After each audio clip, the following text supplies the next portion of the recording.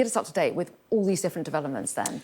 Yeah, we're talking away from the front line where the fighting continues to be very, very ferocious. But of course, there's apparently not much movement in the front line to report on at the moment.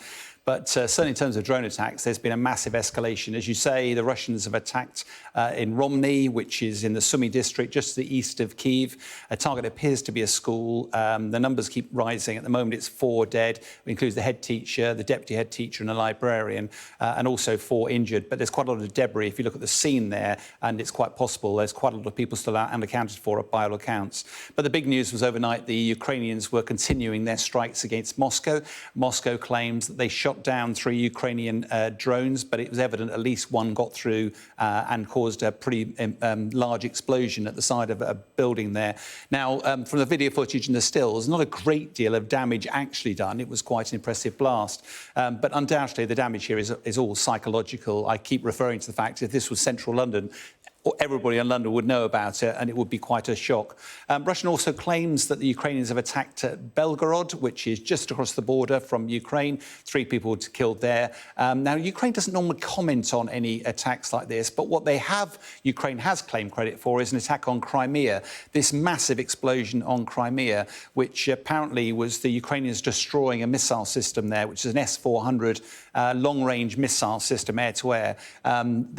Almost certainly, this was a key success for Ukraine because this system would have been used against Ukrainian forces across Ukraine, a big target for Ukraine to hit. And why are we hearing about this stepping up of action away from the front line, do you think? Well, it's fascinating because this is a 6th consecutive day now that Ukraine's been attacking onto Russian soil, which is quite unusual, whether it's Moscow, but also at Novgorod. If you remember, there was the attack on a Russian military airfield. Now, you can just see the nose of an aircraft pointing out from the fireball there. That was a backfire strategic aircraft, strategic bombing aircraft. Now, Russia claimed there was no damage done. I think the pictures tell a very different story from that. And this is all part of President Zelensky taking the fight to Moscow.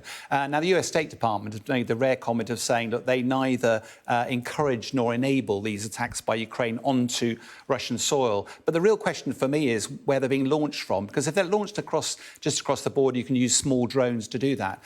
But Moscow and these airfields are hundreds of kilometres away. Ukraine has very limited ability to conduct drone attacks. So it does look increasingly likely that some of these are actually being conducted from Russian soil itself. But regardless, all of this is increasing pressure on President Putin. His #1 priority is to protect his countrymen, and it's increasingly evident he's struggling to do that. Well, yes, and what can he do to try to step up protection? Well, the person he has responsible for protecting Russian airspace is the chief of the Russian Air and Aerospace Forces, General Surovikin, who's shown here.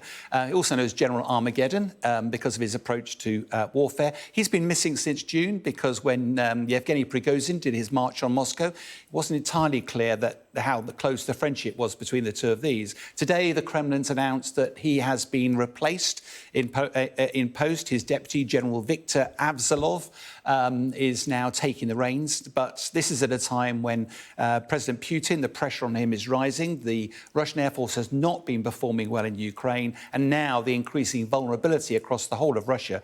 Really tough time for the deputy to be taking the reins of the Russian Air Force.